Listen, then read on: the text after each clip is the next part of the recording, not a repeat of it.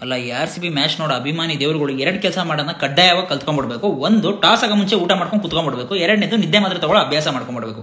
ಗೆದ್ರೆ ಗೆದ್ಬಿಟ್ವಲ್ಲ ಅನ್ನೋ ಖುಷಿ ನಿದ್ದೆ ಬರಲ್ಲ, ಸೋತ್ರೆ ಸೋತ್ಬಿಟ್ವಲ್ಲ ಅನ್ನೋ ಎತೆಗೆ ನಿದ್ದೆ ಬರಲ್ಲ, ಗೆದ್ರೆ ಗೆದ್ಬಿಟ್ವಲ್ಲ ಅನ್ನೋ ಖುಷಿ ಹೊಟ್ಟೆ ತುಂಬಿಟ್ಟಿರ್ತು, ಊಟ ಸೇರಲ್ಲ. ಸೋತ್ರೆ ಸೋತ್ಬಿಟ್ವಲ್ಲ ಇವ್ರು ಸೋಲ್ ನೋಡ್ಕೊಂಡು ನಾವು ಊಟ ಮಾಡ್ಬೇಕು ಅನ್ನೋ ಬೇಜಾರು ಊಟ ಸೇರಲ್ಲ. ಎಷ್ಟು ದಿವಸ ಅಂತ ಊಟ ಬಿಡೋದು, ಎಷ್ಟು ದಿವಸ ಅಂತ ನಿದ್ದೆ ಗೆಡೋದು. IPL ಸ್ಟಾರ್ಟ್ ಆಗಿ RCB ಮ್ಯಾಚ್ ಇದಾಗಲೆಲ್ಲ ಇದೇ ಬಾಳ ನಮ್ದು. ಅವು ಹೋಗಿ ಬಂದು ಅದೇನೋ ಮುಗಿ ಕೈ ಕೆರೆದ್ರು ಅನ್ನೋಗೆ RCB ಟೀಮ್ ಮ್ಯಾನೇಜ್ಮೆಂಟ್ ಅವರು ಹೋಗಿ ಬಂದು ಫ್ಯಾನ್ಸ್ ಎಮೋಷನ್ ಜೊತೆಗೆ ಕೈ ಹಾಕಿ ಕ್ಯೂಚಿ ಮಾನಸಿಕ ಪರಿಸ್ಥಿತಿನ ಅಸ್ವಸ್ಥಗೊಳಿಸ್ಕೊಂಡು ಐಸ್ ಮಾಡ್ತವ್ರೆ. ಏನಯ್ಯ ನಿಮ್ದು ಶಾಟರ್ಜಿ?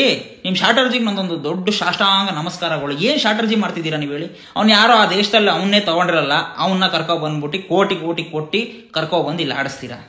ಒಳ್ಳೊಳ್ಳೆ ಪ್ಲೇಯರ್ಸ್ನ ತಗೊಂಡಿರ್ತೀರ, ಅವ್ರನ್ನ ಕೋಳಿ ಮೊಟ್ಟೆ ಕಾವು ಕೊಟ್ಕೊಂಡು ಕುತ್ಕೊಳ್ರಪ್ಪ ಬೆಂಚ್ ಮೇಲೆ ಅಂತ ಕೂರಿಸ್ಬಿಟ್ಟು ಅವ್ರನ್ನ ಫಾರ್ಮ್ ಔಟ್ ಮಾಡಿ ಕಳಿಸ್ತೀರಾ. ನಿಮ್ದು ಶಾಟರ್ಜಿ ಸೂಪರ್. ಯಾಕೆ ವರ್ಲ್ಡ್ ಕಪ್ ಎಲ್ಲ ಬರ್ತಿದೆ, T20 ವರ್ಲ್ಡ್ ಕಪ್.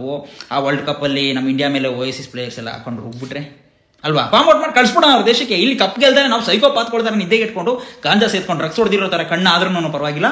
ನಿಮ್ದೇನೋ ಶಾಟರ್ಜಿ ನಿಮ್ದೇ ನಡೀತಾ ಇರುತ್ತೆ, ಅದ್ರ ಪಾಡಿಗೆ ಮಾಡ್ತಾ ಇರ್ತೀರಲ್ವಾ. ಕಪ್ ಗೆಲ್ಸಯ್ಯ, ಮೊದಲು ಕಪ್ ಗೆಲ್ಸಿ ಅಟ್ಲೀಸ್ಟ್ ಒಳ್ಳೆ ಟೀಮ್ ಫಾರ್ಮ್ ಮಾಡಿ ಒಂದು ಒಳ್ಳೆ ಮ್ಯಾಚ್ ಆದ್ರೂ ತೋರಿಸಿ ಜೀವನದಲ್ಲಿ ಖುಷಿ ಪಡ್ತೀವಿ. ಕಪ್ ಬೇಡ. ನಿದ್ದೆ ಗೆಡ್ಸಿಸ್ತೀರಲ್ರಯ್ಯ, ಯಾವಾಗಲೂ ನಿದ್ದೆ ಗೆಡ್ಸಿಸ್ತೀರಾ.